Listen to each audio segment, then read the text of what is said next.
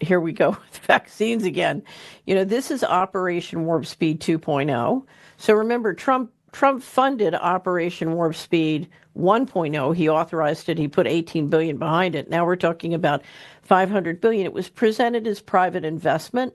I'm calling hooey on that. It's not private investment because a lot of the people involved are government contractors, and now that we're running the government finances on a secret basis, you're not going to come up with this $500 billion privately. It's based one way or another. It's coming through the government. So this is a Manhattan kind of project to win at AI. Now, if the cover story is vaccines and they're really serious, what you need to know is that mRNA vaccines, first of all, it's not a vaccine. I'm assuming they're calling it a vaccine because they want indemnification. mRNA technology is poison. It's toxic. There is an excellent book that Suchrit Bhakti and Dr. Michael Palmer wrote from Doctors for COVID Ethics. It's up at Solari. It's up at the Doctors for COVID Ethics. It's called mRNA Vaccine Toxicity.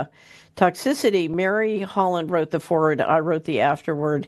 And it explains in great detail what a killing technology this is. So we're talking about technology that we know of as of today, based on Denny Rancourt's work, Mark Skidmore's work. This has killed and disabled millions of people. And so the notion that we're going, and you need indemnification. If you're a pharmaceutical company and you're injecting mRNA technology into people, you need indemnification because financially you can't afford to kill that many people without being indemnified, right? So this is very dangerous stuff. And there are two things that are dangerous to the average person.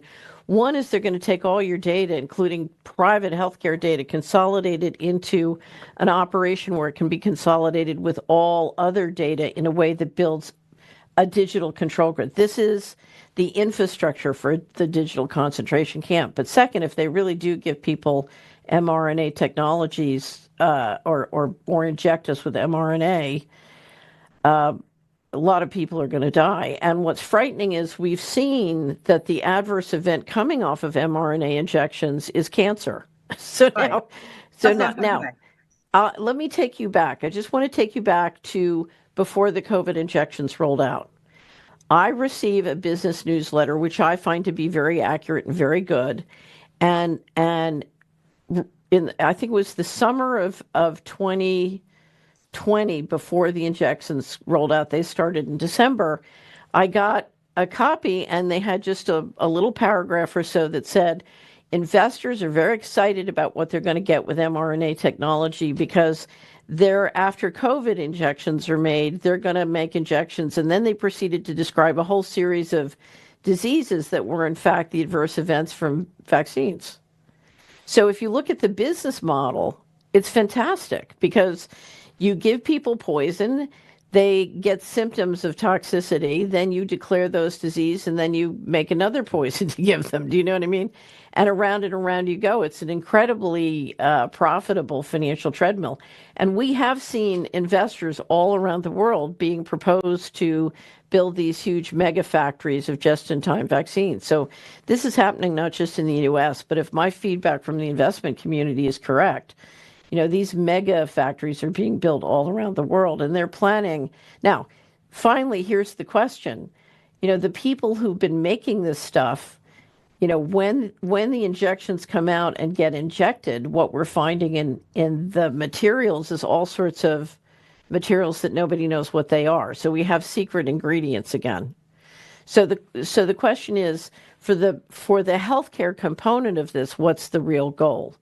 And your guess is good as mine. But if you look at how extraordinarily dangerous mRNA technology is, what you need to know is, one, you've got a real privacy issue here because you have many of the top contractors, government contractors, private corporations in the world who's going to have unbelievable access to all your data. They're going to have more data on you than you have on you because it's going to be 24/7.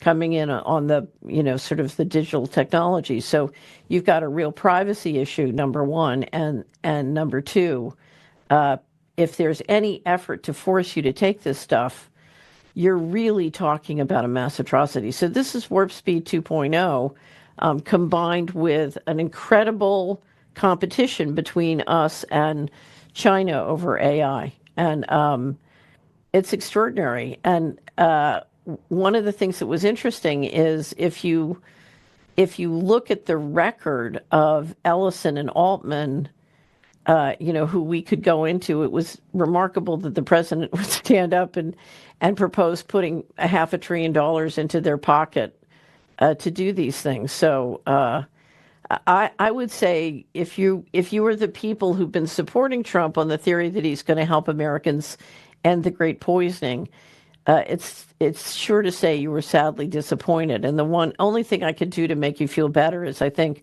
the real goal here is to build the data center infrastructure for a control grid and a digital ID and an all digital financial system. Healthcare is just the excuse.